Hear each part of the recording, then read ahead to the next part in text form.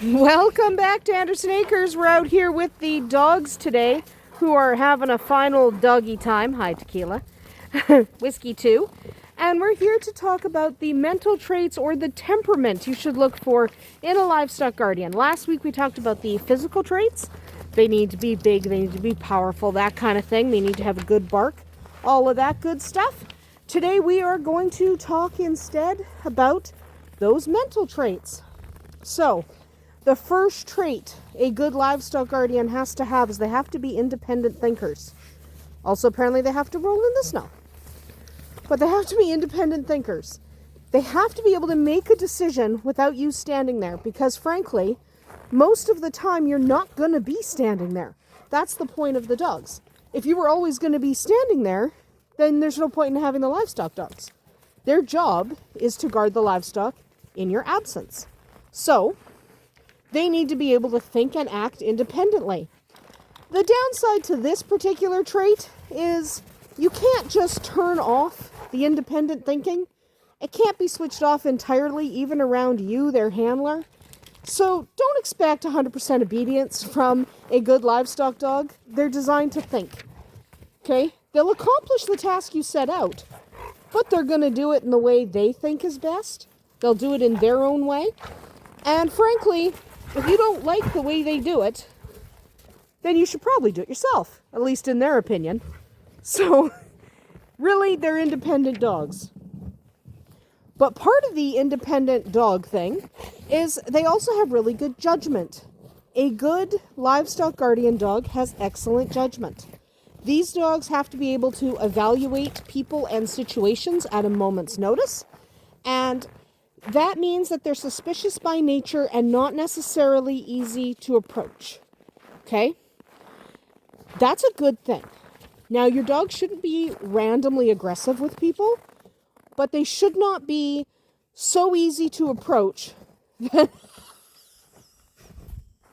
they should not be so easy for a stranger to approach that a stranger could walk into your property and take your horse. Okay? They do need to have some suspicion, some alertness to them around strangers. That is one of the reasons those of us with livestock guardians warn people when they're coming over. We have these guardians, they're going to bark at you. I'll tell them it's okay. But that's their job. Okay, so they should be suspicious of strangers. Another good trait to have in a decent livestock guardian, you want them to be smart. These dogs have to make quick decisions on their own. Okay, again, you're not there most of the time. If you're not there, they're going to have to think quickly by themselves. Okay, so they will. And that requires some intelligence. So you want dogs that are at least decently smart. Your dog should also be courageous, brave, and fierce when there's an active threat. All right? When there's an active threat. When there's not, they should be fairly relaxed. They should be able to turn that on and off. So they should be able to hang out and roll around and just be dogs, but then go into what we like to call beast mode. Okay, that's what she's evaluating. What's going on over here? She's evaluating something from that direction. It's okay. She's over it.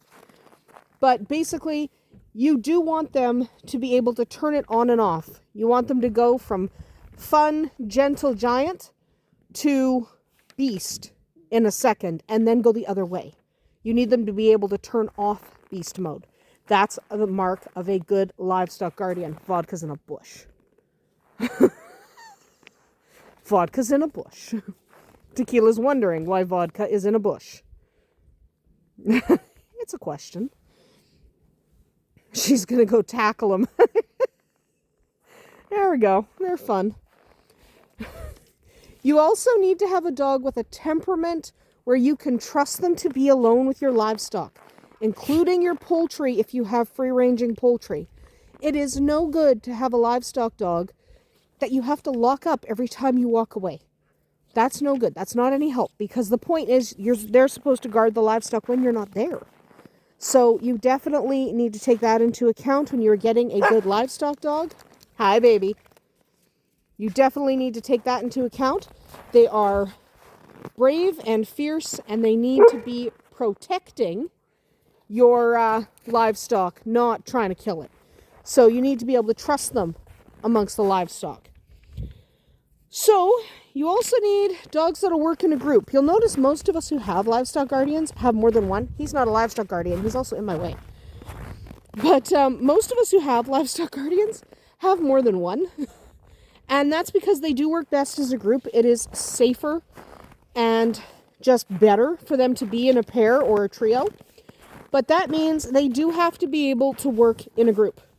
Okay? Group work is important. Very important. They have to be able to assess things like that. So just make sure they are capable of working in a group.